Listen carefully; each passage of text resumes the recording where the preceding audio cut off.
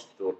So ஒரு சின்ன லெவலில் ஆரம்பிக்கிற ஒரு என்டர்பிரினர் பார்த்தீங்கன்னாக்கா அவங்க சின்ன லெவலில் ஒரு பிஸ்னஸ் ஆரம்பிக்கலாம், அதை மேனேஜ் பண்ணால் அது ப்ராஃபிட்டபுளாக கொண்டு போகலாம். அது ஒருத்தங்க இல்லாட்டி 2 பேர் அசிஸ்டன்ஸ் மட்டும் அந்த கடையில் இருந்தால் போதும். ஃபார் எக்ஸாம்பிள் மளிகை கடையாக இருக்கலாம், ஸ்டேஷனரி ஷாப்ஸாக இருக்கலாம், இல்லை துணி கடையாக இருக்கலாம்.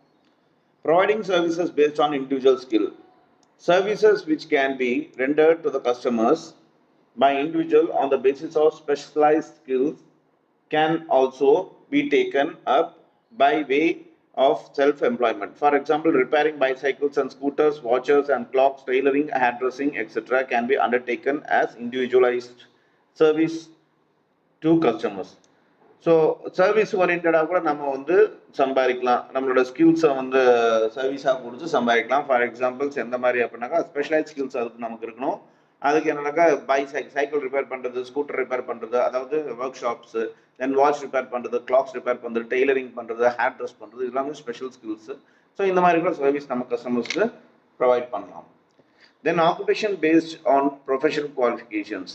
Activity which requires professional trainings and experience are known as self-employment. Thus, for example, practicing doctor, lawyer, chartered accountant, pharmacist, architects, etc. are self-employment on the basis of their specialized training and skills.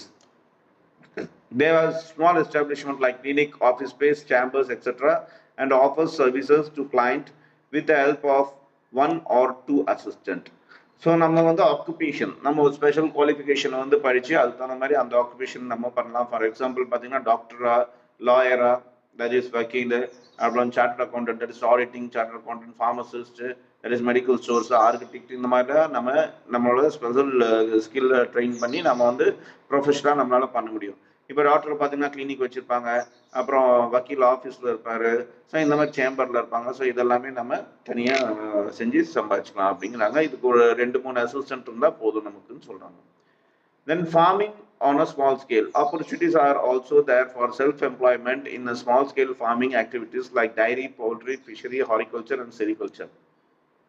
சின்ன லெவலில் பார்த்தீங்கன்னாக்கா விவசாயம் பண்ணுறது, அதாவது diary ஆகட்டும், பால் வியாபாரம் பண்ணுறது, இல்லை முட்டை வியாபாரம் பண்ணுறது, இந்த மாதிரி சிக்கன் வியாபாரம், ஆடு மேய்க்கிறது, இந்த மாதிரி மீன் வளர்க்குறது, இந்த மாதிரி எல்லாமே சின்ன லெவலில் கூட பண்ணலாம் அப்படின்னு சொல்கிறாங்க.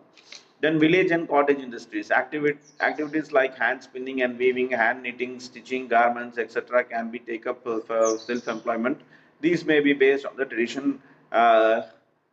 Inherited skills. இப்போ தனிப்பட்ட ஸ்கில்ஸ் இருக்குது அப்படின்னாக்கா சின்ன லெவலில் நம்ம வீட்டிலே இருந்துட்டு பார்த்தீங்கன்னா காட்டேஜ் இண்டஸ்ட்ரியில் பண்ணிக்கலாம். என்னன்னாக்கா வீவிங்கு, துணி நெய்யறது, தென் ஹேண்ட் நிட்டிங்கு, கையிலே ஸ்டிச் பண்ணுறது,